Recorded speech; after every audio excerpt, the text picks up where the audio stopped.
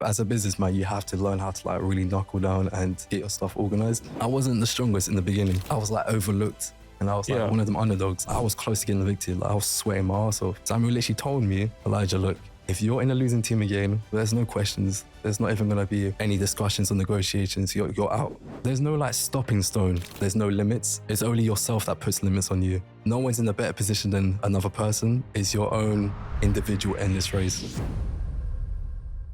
So Elijah, welcome. Yeah. Welcome to the pod. So you're into property? Yes, I'm into property.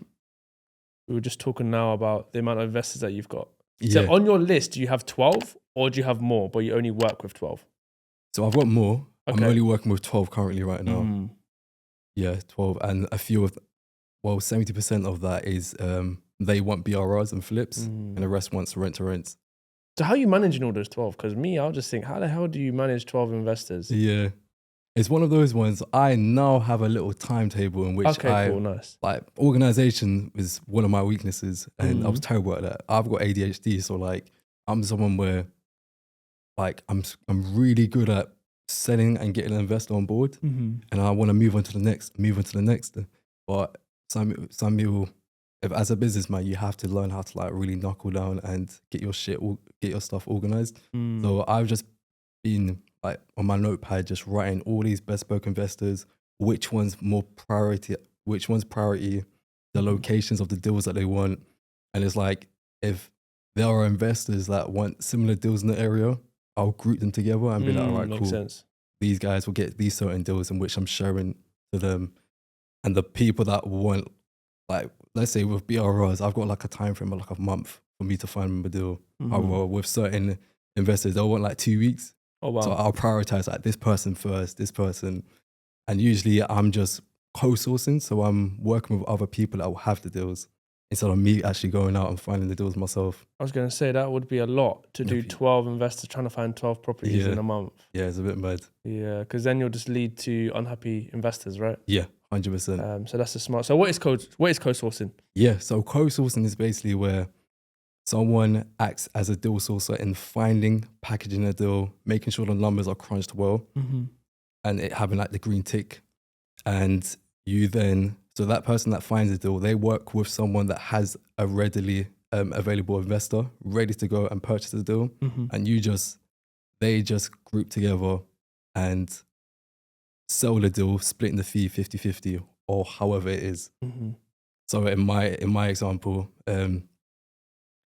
with these bespoke investors, I have the investor, and I will find a partner that has the deal ready available. I would then vet the deal, make sure the numbers work well, because my reputation is quite high. I don't want to be ruining that on my side, and then we would then split a fee. And what would you say is like the biggest challenge that you have in like deal sourcing right now? In deal sourcing, because I literally was just speaking to Evans about this. Yeah. Sometimes when we describe deal sourcing, it's very much investor, property, put it together. Yeah. But that's not always the case. It's not as easy as that, right? So what would you say is like the hardest thing in deal sourcing? Is it building the relationships? Is it finding the investor? You know what on your half? For me, it's like, I think it's because you can find an investor, but it's allowing them to trust you. So it's that sense of self-branding as well. Because there's so many deal sources like out there, and an investor will just ask or say like, why should I choose you out of them? And it's either that the deal needs to work properly, because at the end of the day, the numbers speak for itself. Yeah. Like, if the deal works, that investor is going to invest in that deal. But not only invest in the deal, they have to invest with that person.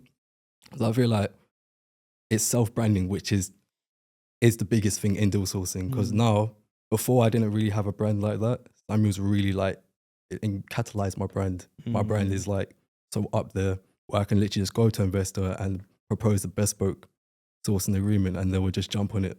Whereas before, I would have had to make sure that deal and like it's like creme de la creme for them to want to then purchase the deal. So I feel like the hardest thing is getting them to trust you and self-branding.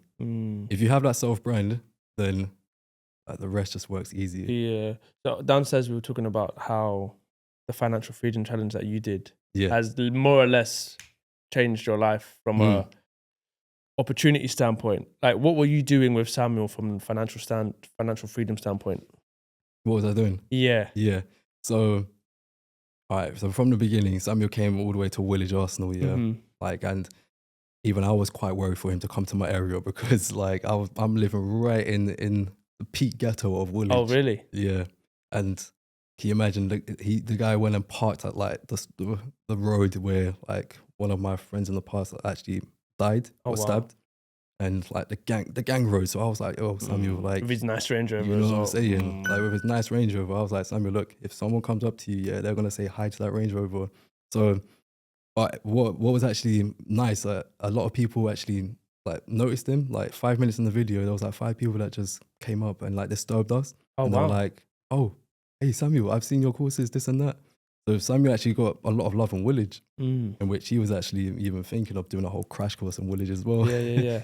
But yeah, so Samuel, I went to see my family and my upbringing and roots, and like he wanted to know like what's my like main goals out of this financial freedom challenge, and in like the other financial freedom challenge, like the Evans and the ones in the past, they done it more on a standpoint of rent to rents. Okay.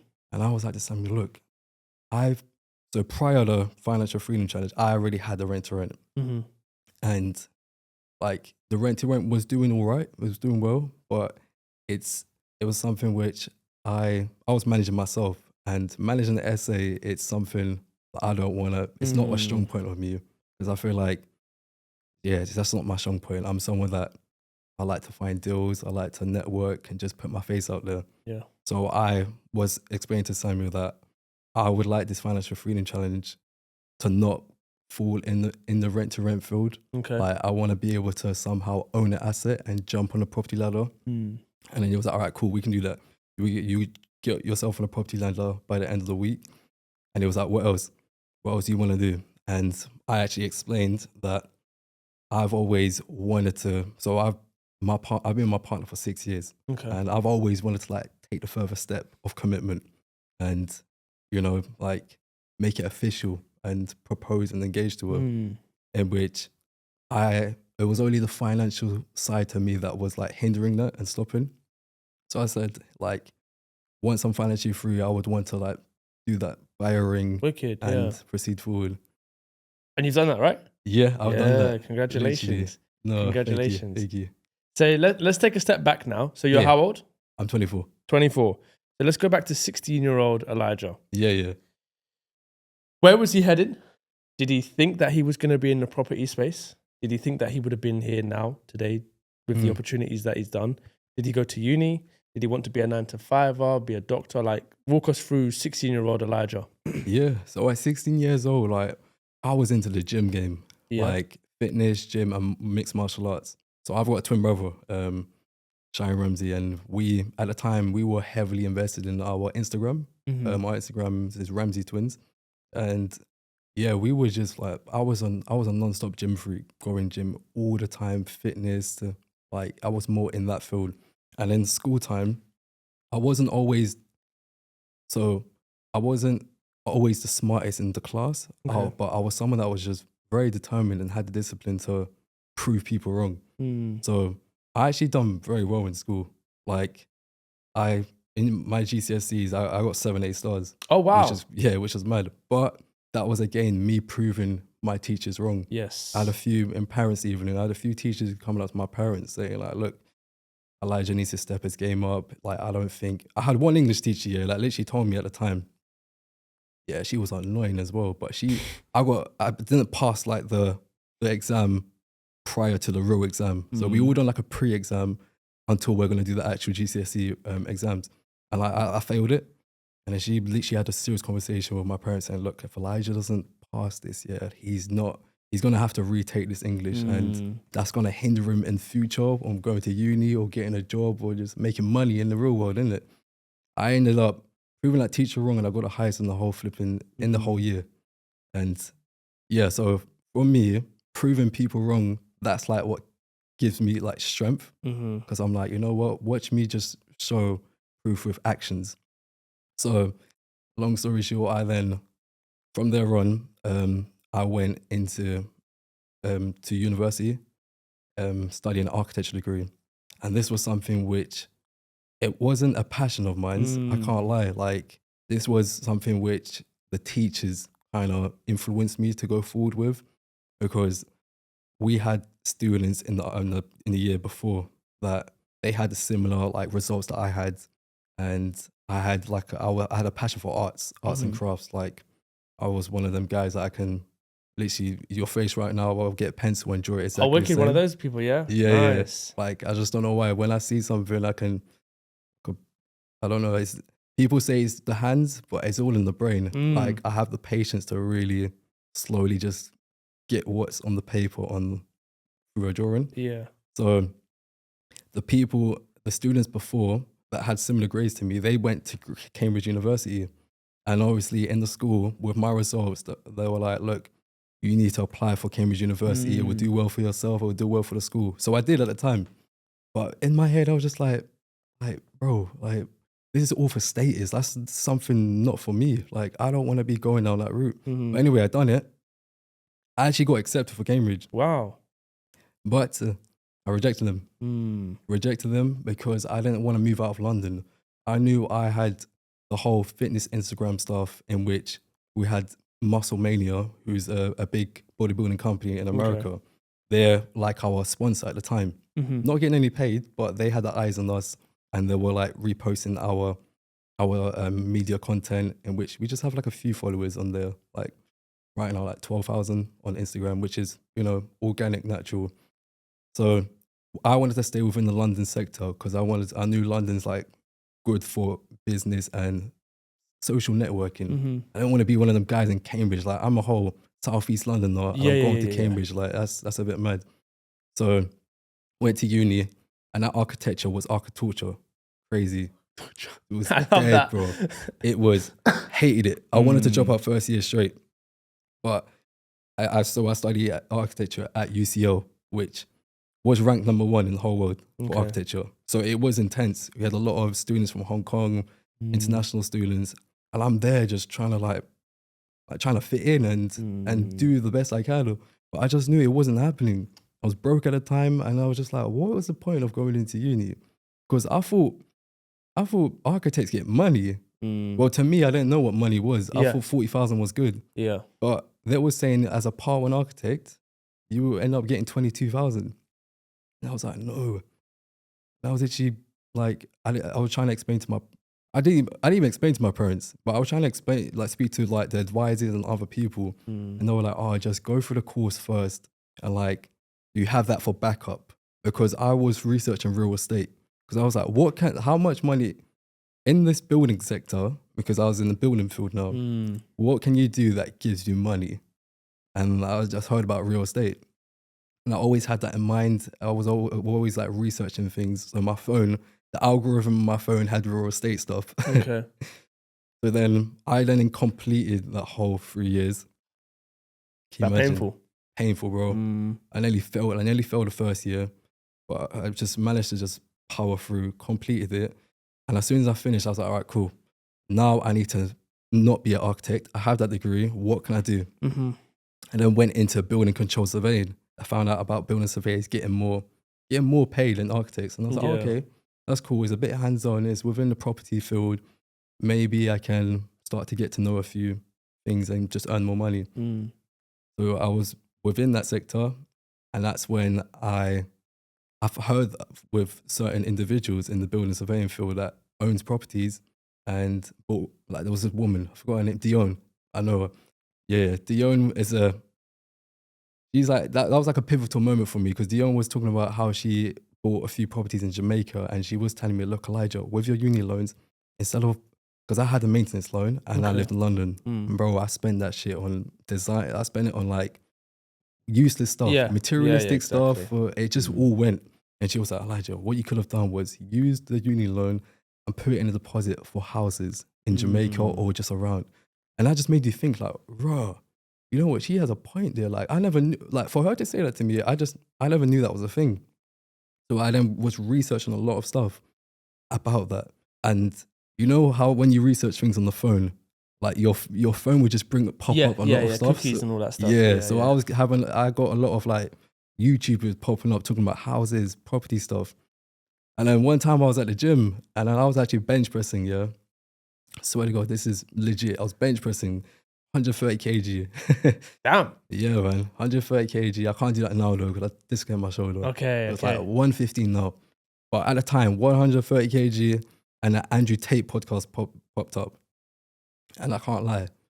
I do listen to a few Andrew. He is an inspiration in certain aspects. Yes. But I'm not talking about his whole misogyny stuff. Yeah, but exactly. Yeah. No, exactly. Yeah. But his podcast actually popped up and some guy was then talking about property and controlling properties in a way where it can build passive income and you can use this passive income to then quit the 9 to 5 and scale up. And I was like, what? And I looked at it and there was Samuel Leeds. At the time, he was bigger. Yeah, he was like on the bigger side and I was just ripped. So in that moment, I was like, damn, this guy sounds interesting. This is related to what I'm studying and doing. This is in the building field and like you can leave a 9 to 5. I never wanted to work in a 9 to 5. Like I just always knew that I had not like something better, but I knew that it just wasn't for you. It just wasn't for me. Yeah, exactly. So then I was watching more videos of him. I ordered his book, Buy Low, Rent High. Then I ordered the Rich Dad, Poor Dad because he recommended it. Yeah. And then at the end of the book, Samuel Lee says, look, if you want to get involved in this, send me a message on Instagram and I'll send you like the next steps. I was like, all right, cool. Let me see if man is chatting for real, innit? Let me see if he's legit. So I sent a message on Instagram and he popped up and I'm like, raw, like, whoa, he's actually legit. Still, he sent me the crash course link and I went to the crash course. And when I went to the crash course, bro, so I get there now. I still have no money at this point. Yeah. Still have no money. I went in with the missus. I was trying to explain to her all of this stuff because she knew that I just kept complaining about me being an architect and building surveyor. Like I wanted to do something better for myself. I had that entrepreneurial spirit, but I didn't know it yet. Yeah. So I went to the crash course. You know how it is, all energetic. Yeah, like I was pumped, pumped. And it got to the point where it's now like, all right, here's the advanced training courses and here's that price with the discount, the sales. Bro, I had no money to even sign up. I went to Ibby straight, the advisor, and I was like, look, I really want to sign up. I just have no money. And I was like, look, I'm going to come back like in the next 5 months because I just recently got my job as a building control surveyor, as a trainee. Nice. Yeah. So I didn't even like make income yet. I just literally got it and I went to the crash course. And I literally told myself, look, as soon as I put in like $3,000 from work, I'm coming back straight to sign up on this course. So that's what I exactly did. I came back to the crash course again 4 months later, signed up and went through with it. And yeah, that's a story for where I am right now. Would you say that's the mindset shift? At what point did it shift? Yeah, no, it definitely... Like, because I know you mentioned about the lady saying to invest in Jamaica. Is that when it shifted? Is that when the spark came to be an entrepreneur, or was it at a different point? Or was it at the crash course? Because for me, it was reading Rich Dad, Poor Dad. I read Rich Dad, Poor Dad.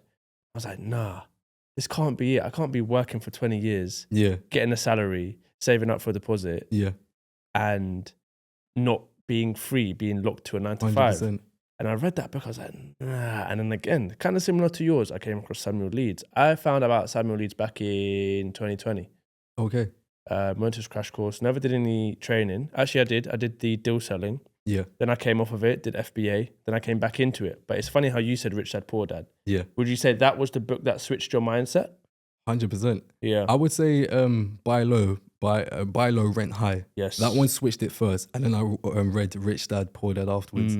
So that was that moment that switched, reading that book. Yeah. I never read anything that was similar to what Samuel was talking about. I was so oblivious, and it's crazy how this knowledge and this world is hidden from the majority of people. It's crazy. And it does work. Like, I'm living proof. You are.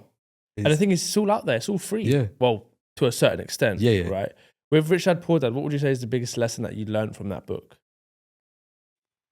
Because there's a lot of lessons, but what's the one that stood out the most for you?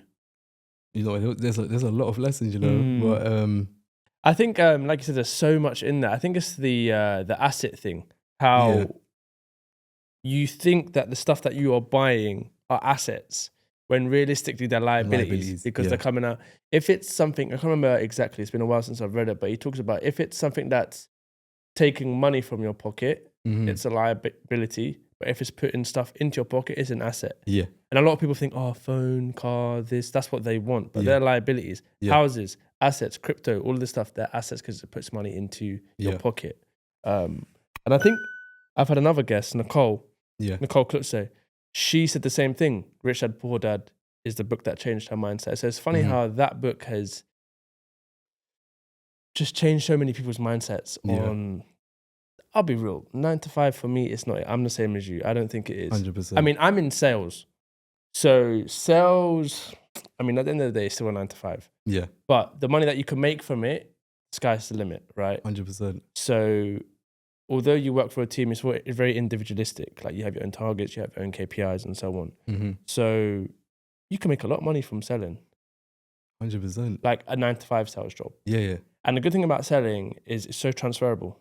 All the skills that I'm learning now, I can translate into property, calling 50 landlords. That's fine for me because my job is calling people out of the blue, just selling something else. As long as I know what to sell, it's fine. What would you say has been your biggest challenge right now in relation to property? Like the biggest wow, fuck, this is hard. This is difficult. Yeah. I would definitely say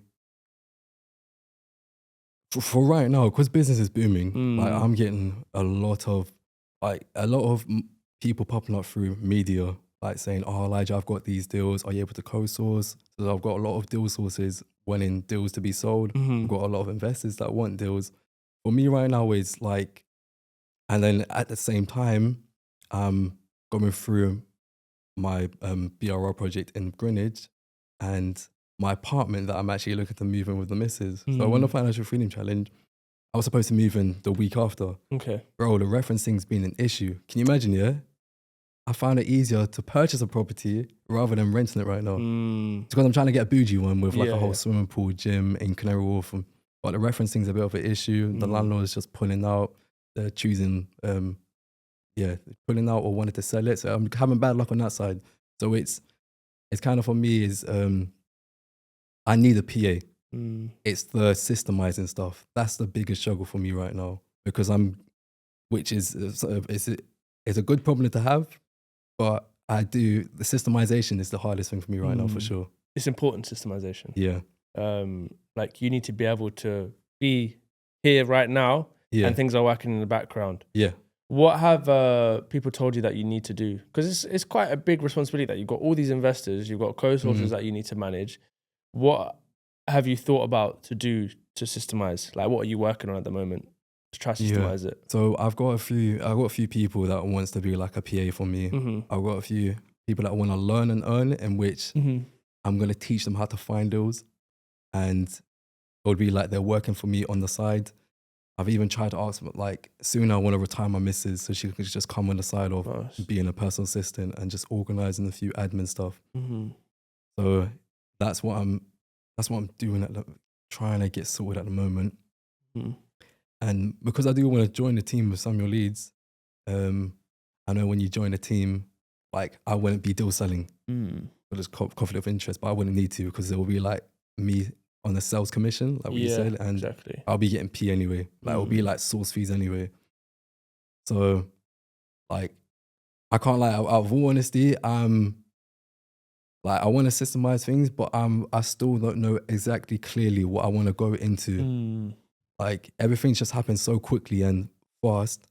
I just need a business coach to sit down with me properly, in which I know I have Samuel Leeds, but I need another person to literally sit down with me and go through my structure and vision of what I actually want to achieve. Like, yeah. So you don't have an end goal as to what you want to do in property space?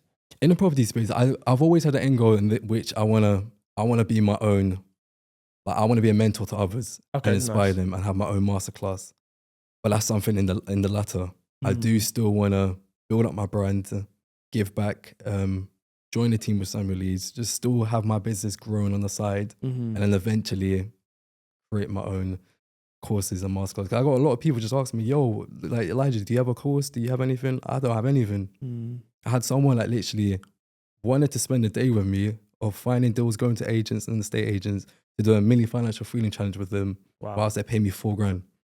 Literally. And that's exactly what's actually happened. Like last week I went with a guy. I was like, all right. I literally told him, look, I can't lie. I came from the Samuel Leeds Academy and through him.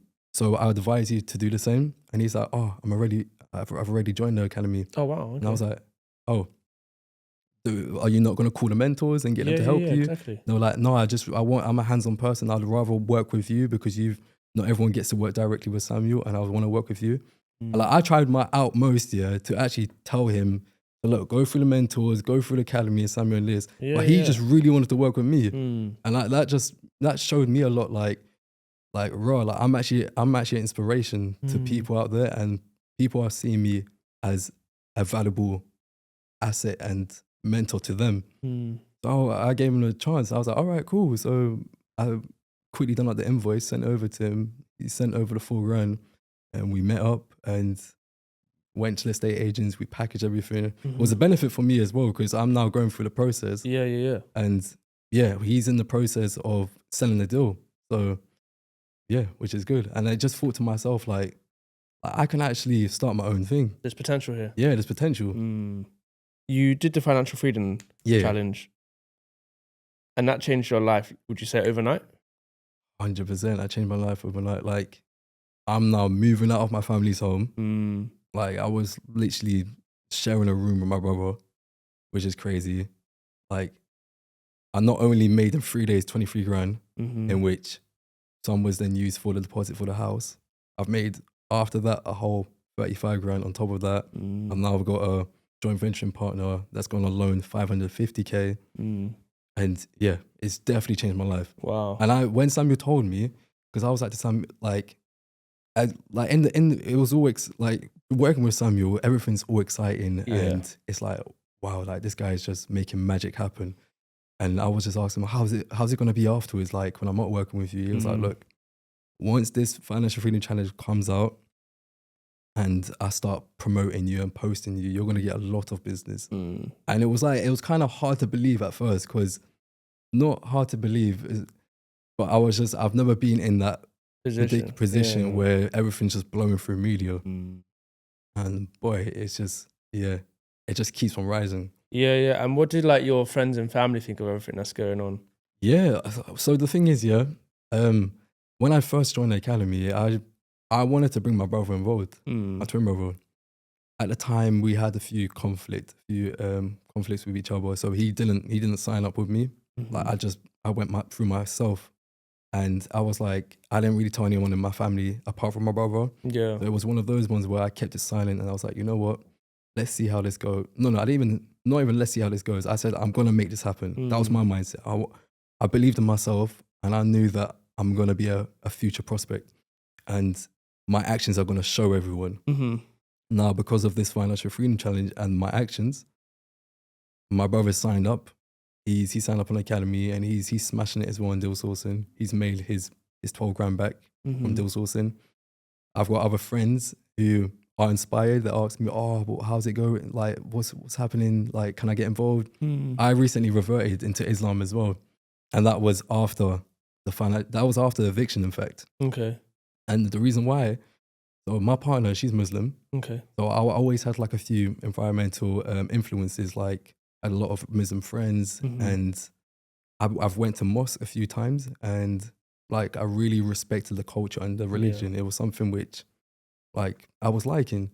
But what really changed my mindset and made me revert was in the eviction. I don't know if you've watched it, but I wasn't the strongest in the beginning.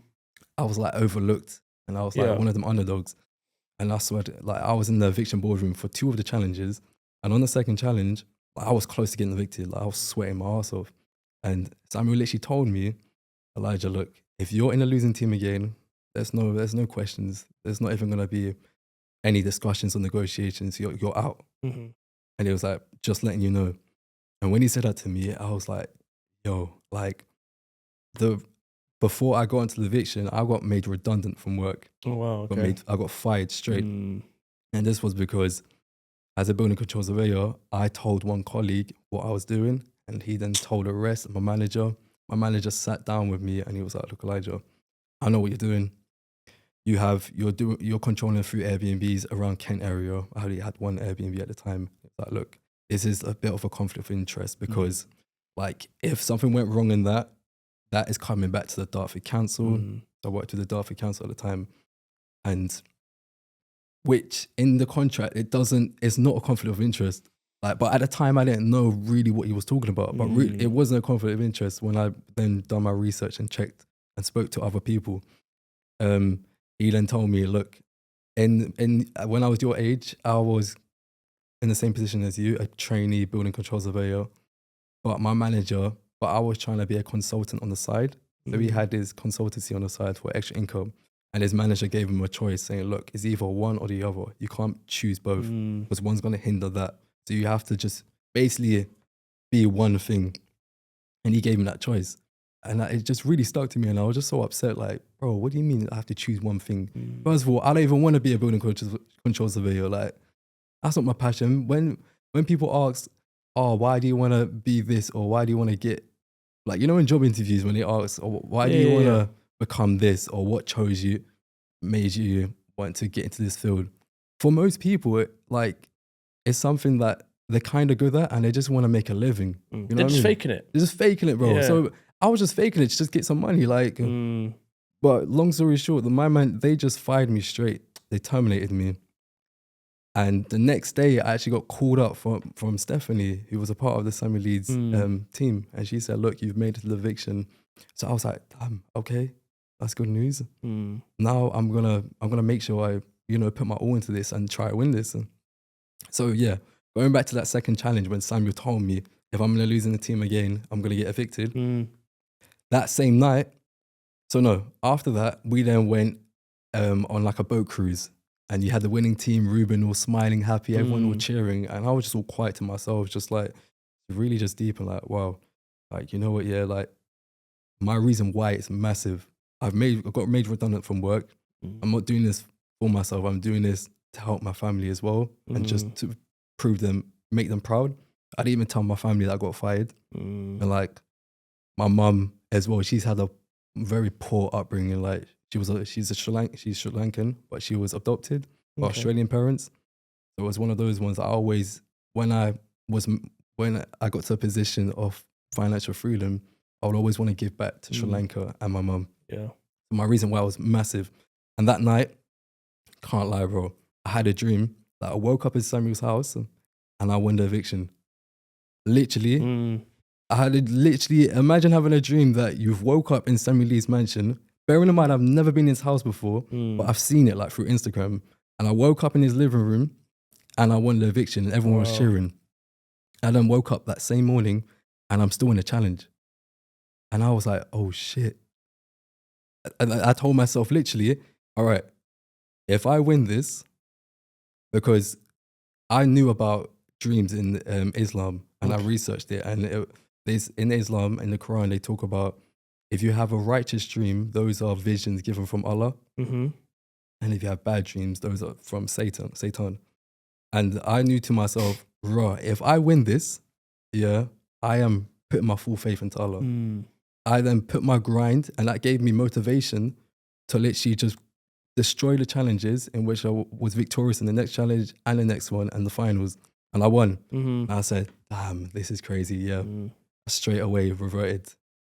Yeah, faith. What did I say? Faith without works is dead, right? Yeah, so exactly. You saw the vision, which was the faith, and then you put in the work, which enabled you to win the eviction. Yeah, it's great. What would you say has been the biggest blessing in converting to Islam? The biggest blessing is definitely like the Islamic community. In general, they're so nice. I'm a very new revert, and I don't know how to speak Arabic yet. Like, I'm still struggling and learning, and Allah is like he's blessed me along the way and guiding me. But like whenever I speak to a mom in the mosque or other Muslim brothers, they're just so supportive and like forget the race or culture or country. They're just supporting you on, look, you're a new revert. Like it's seen as a blessing to them. Like there's a lot of born Muslims and they respect me reverting, and just a lot of help along the side. Even in the property business field, I've got a lot of people from Dubai reaching out to me on Instagram saying, look, mashallah Elijah, look, if you need any help, reach out. Like I've imagine someone on Instagram saying, I've got a lot of access to money. If you need any help, come over and we could join into certain projects. And like it's really good. Like it's just a lot of kind people in the Islamic world, and not discrediting other religions. Like a lot of people are kind, but it was something which I never knew that would be the case. But it's that's the biggest blessing. I think one thing I love about Islam is that they're so disciplined. Yeah. Like you pray, how many times do you pray? Yeah, 5 times a day. That's every day. Yeah. Like, that's a discipline at the end of the day.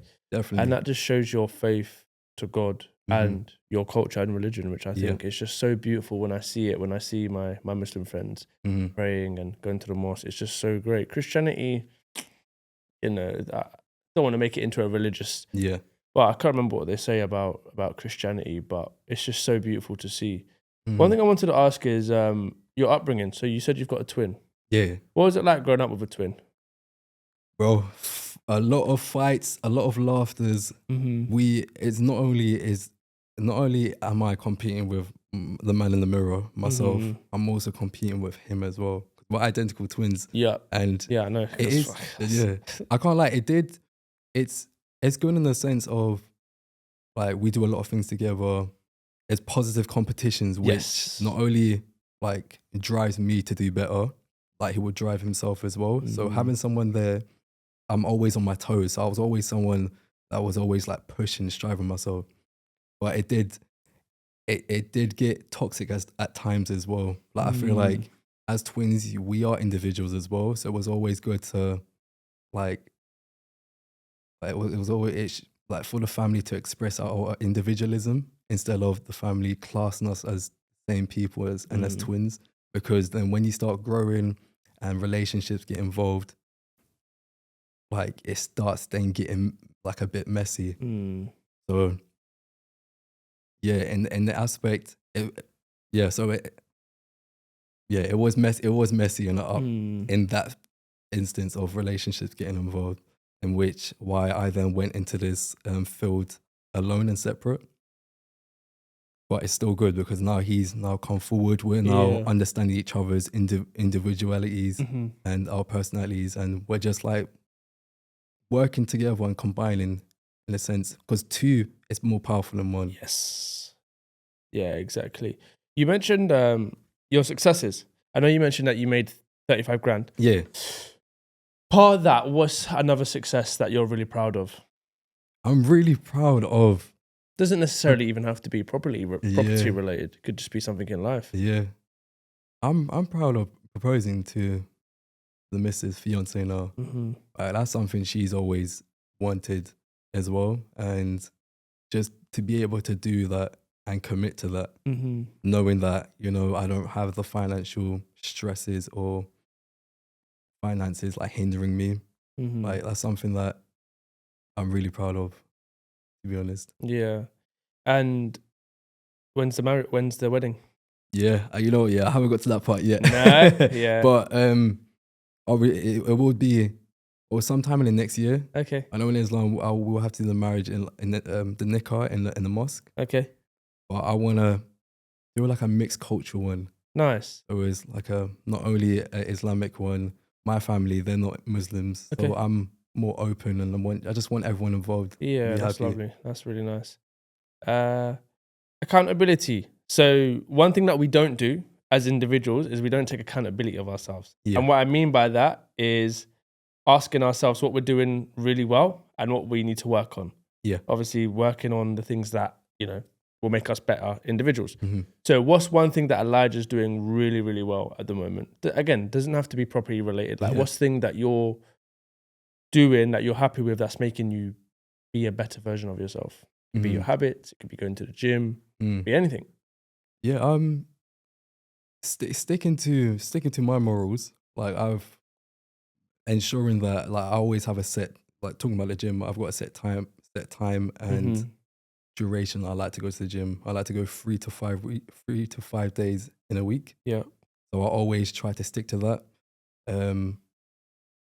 In regards to property, I like to go to at least one network event a week. Like I Mhm. have a few things that I've placed in a week that I have to reach. Okay. If it's a few investors that I have to call and make sure I get that carried out. Mhm. And if I don't, like I'm in trouble to myself. Mhm. Like I'm always like I'm always hard on myself on Yeah. stuff that I don't carry out. So I'm proud of like sticking to being disciplined and sticking to what I tell myself I'm gonna do. Mhm. Do you think it's unhealthy being harsh to yourself? I think sometimes it is. Mm. Yeah, it definitely is sometimes. Like because then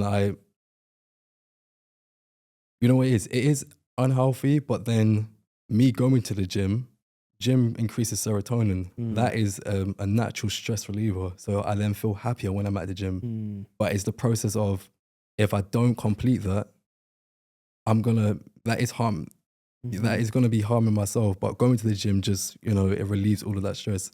Are you But someone that's like, I don't deserve things? So, say for example, you have a bad week and your friends says, "Oh, let's go out." Are you the type to be like, "I didn't really work hard this week, so I'm not gonna go"? Are you like yeah, that? yeah, 100%. Yeah, it's a killer. I'm exactly Yeah, the same. But it's also like you got. I was having a conversation with one of my other guests. You just got to celebrate the small wins, right? yeah, Regardless of how small.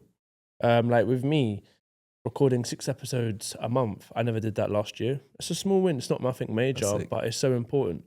On the flip side, what's one thing Elijah needs to work on Def, to make him a better husband, to make him a better person, mm, mentor? What is that one thing? I'll say to maybe a better husband, patience. Okay. Definitely patience. Like I need to be more patient and understanding with my Mhm. partner Mhm. because like I'm someone like, I'm straight business, even on Saturdays, Sundays with Mm. family time, I'll be picking up the phone still. I need to be able to balance that and Yeah. understand, look, there's a time and place for sure. Organization skills. Okay. I need to systemize things to Mm. ensure I wouldn't like, yeah, me making 35,000 through deal selling is good, but for me to scale and make more than that and consistently make that, I Mhm. need systems in place. Otherwise, Mm. I'm just gonna damage myself and affect other people around me as well Mm. because I'm just constantly like on the phones. And yeah, I also want to. There's one thing I need to talk as well, which is, well, I don't want to talk about properly on this, but my partner's father, Okay. he doesn't even know about none of this, Yeah. and he's a culturally strict man, and Mm. it's not even like he is Muslim, but he's just culturally strict in which like it's one of those ones where he doesn't want his daughters to marry someone of their choice, Okay. so all arranged marriage stuff. Yeah. Yeah. Yeah. Yeah. And I still have that stress on my head as well Mm. because I've proposed to the missus, but I would now need to let him know and get his approval, which is going to be difficult Mm. because I'm not from the same country. Yeah. But here's the twist of it as well. I've actually met him. Okay. He has a furniture store, and I've went into the furniture store. I'm like his great customer. Yeah. Yeah. Yeah. So on one of my clients' service accommodation deals that I've sold to them, I was doing a staging with them. I was doing a staging for them with my partner, Mhm. and they gave me $4,000 to be able to stage the property. So I went into that furniture shop and just spent a whole heap of money. And he was smiling. Can you imagine? Yeah. Yeah. Exactly. Happy. He went back to the family saying, "Oh, there's this guy that's come in. He spent so much money. He's so nice. He's told me he's reverted. He's Jamaican, this and that." He Yeah. spoke highly of me, Mhm. which is good. But like, he doesn't know that I'm trying to marry his daughter. Mm. So I have that stress as well. Mm. So do you have to let them know before you propose? Ideally, I do. Ideally, I do. Yeah. In Islam, it's said to do that. But it's because one of those. He just want even if he was the nicest guy in the world, he Yeah. wants to choose another family member of his, like the cousins, to marry that person. So Yeah. it has to be within the blood. So it's one of those ones. I've got the permission from of the whole family, Okay. like my fiance's sisters, the brother, and the mum. I've got the permission to propose beforehand because he's just likely not going to accept. Let's have faith. Yeah. I mean, I think if everyone around you or everyone around him has said yes and have approved. Yeah. Exactly. So, well, we wish you the best. It should be fine. Yeah. You'll be fine. Anyway, Inshallah. moving on. Advice. What advice would you give to someone that's starting out in property? Starting out in property, definitely make sure your mindset is clear that you're going to succeed. So important. Like, having that positive mindset is so flipping important. Manifest, pray, make sure you're doing the action and work. Like, there's Monday night masterminds, there's a few other masterminds on Tuesday, Wednesday. Go to all of them. Go to all the inner circles you can in the area. Book at least like 5 mentor calls a day. Like, put in the work. Because once you put in the work, you will see the actions and results. Another advice is putting yourself out there. Like, don't be afraid to literally like post on Instagram or on any social media. And even with podcasts is the best way of doing it. No, put yourself out there. Like when we were talking about personal brand. Yeah. You need to build that personal brand. If people don't know what you do, who you are, no one's going to buy from you. Yeah, 100%. So it's really important. Who's had a significant impact on your life and why? My father's definitely had a significant impact in striking discipline into me from young. Like every morning we used to have like an hour session of mixed martial arts. For us to get to school, what used to happen, my dad used to take the bus and watch us run all the way to school. Oh wow, okay. So I would be running to primary school every morning. And the treat was he would give us a chocolate after that. Wow. So like with a reward comes work having to do for it. And that was every morning. Every Sunday we'll do mixed martial arts with stretching. So I can do the splits, can you imagine? So he really struck discipline into me from young. And I've been able to use that discipline to transfer it to business now. My mum's been a big figure in just me wanting to always become the person I am, to give back and give her what she wants, because she doesn't even have, apart from myself and my family, she doesn't have any other family or doesn't know of them. So she's like a soft spot to me. Yeah. What would you say is the biggest part discipline? What would you say is the biggest lesson that your father's taught you? He's definitely taught me to, like, he's someone, he's never forced myself or anyone in the family to like, oh, you got to be a boxer, or you got to be an artist, this or that. Whatever we chose to do, he would support us with it and try and like help enhance like ways for us to get to that goal. He's always said, if you was to proceed through something and like leave from that thing, make sure you have a backup plan. But like, if you was to get fired from work or leave work, make sure you have something on the side which you can fall back on. That's why he's always like kind of like, he would try to teach myself martial arts. He would get me to pick up a pencil and try to do some drawing. He would get me to read books. Like, he made sure that I had a lot of like stuff, what's it called, like skills in my background. Yeah, in your toolkit. Yeah. My toolkit, exactly. I think it's so important because I think a lot in the African, Caribbean, Asian community, parents are very much, you need to be this, you need to be a doctor, you need to be that. And sometimes I think that's not healthy. Yeah. And I think it's so lovely when your parents accept and support what you do, regardless of what it is.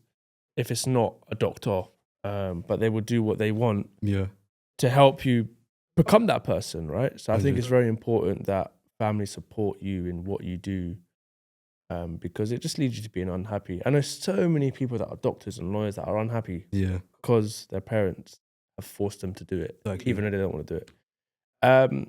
What's one quote that you live by? One quote? One quote. When you're feeling crap, when you're feeling shit, you can't be able to do anything. What's that one quote? One quote, you know. I'm sure you've got many, but what's that one quote? Yeah. Definitely. Could be a Bible verse. Pressure creates diamonds. And in that sense, if, for example, if someone was to tell you, oh, you have to clean your room in 3 days, you will wait until that third day to clean the room. And relating it to property, if like Samuel Leeds, he said to me, in an hour, you have to sell 3 deals. In the hour of the network event, you have to sell at least 1 deal to have 3,000 in your account. And with that pressure and time frame, that enabled me to be able to get that done in that time frame. So that's one quote I always tell myself: pressure creates diamonds. You have to give yourself a time, and whether it's goals, short-term goals, and once you reach that, you have that moment of satisfaction. No, I agree. I feel like people would give themselves a goal and say, oh, I'm gonna do this in 2 weeks, but like you said, it will get to like the second week and then they start working. It's just like, if you told yourself you can do it in 5 hours, you'll be so much more productive if you just concentrate on those 5 hours instead of spreading it out over 2 weeks. I think it's called, what's the law called? The law of Parkinson's. I think it's a law. What's one thing people don't know about you that may surprise them? Could be anything. Could be silly. Could be stupid. It's a hard one, you know. Yeah, I mean, just think what people would think about you that you do. You have a hobby that people might think, right, Elijah does that. Well, I know how to do. That's on my Instagram though. I know how to do backflips and all of that. I'm a bit of a daredevil. Like, I'm one of them guys. I would want to like climb up a building with no ropes. Okay, yeah. One of those guys. But one thing, let me. I guess it could be the drawings, right? I wouldn't look at you and think that you can draw me in 30 seconds, which is quite impressive. Yeah. No, it's because I'm just thinking, because like that's on my Instagram. Like people, if they go on Instagram, they will know. I am. Yeah, like I do realistic drawings, so I would be able to. Like, I'll show you my Instagram work afterwards. Yeah. Okay, cool. Like, my attention to detail is just like quite insane. I think it's because I definitely do have ADHD, which is diagnosed, but I do have some sort of compulsive behaviors, so some sort of OCD as well. Yeah. Which sometimes isn't healthy. But it's what stems me to get things like done. Yeah, fair enough. Yeah. So my last question for you, Elijah. Yeah. The podcast is called The Endless Race. Yeah. So I feel as though we're all running this endless race called life. When you hear the phrase the endless race, how do you interpret that phrase in relation to like life? Like, what does that mean to you? Yeah, I believe there's no stopping stone. Like, if you've, like, let's say if I've reached to hit 100K or 1 million, there's always like endless race of, there's no limits. So it's only yourself that puts limits on you. Like, if there's only yourself that puts limits on yourself, and there's no one's in a better position than another person. It's your own individual endless race. You have your own competition with yourself, and you have just others in that same race. So yeah, it's all about that perspective, one's perspective. Yeah, no, it's true, because like you said, how I see it is there's always someone above you, there's always someone below you. Yeah. And that will always be the case, regardless of whatever level you're at. If you're at 1 million, there's someone that's making 2 million, there's someone making 100 million, there's someone making 100K. There's always that endless someone above you, someone below you, but also endless opportunities, successes and failures. It doesn't end. But also don't compare yourself to other people, because you're running your own race, right? Yeah, exactly. But Elijah, it's been a pleasure having you on. Where can the people find you for all your help and support in the property if they want to reach out to you? Yes, people. So if you reach out to me on Instagram, my handle is Elijah Ramsey _property. Reach out to me on Instagram, Facebook, TikTok. I'll share my insights and we can get doing some business. Nice one, Elijah. It's been a pleasure. Guys, I shall see you on the next episode. Peace.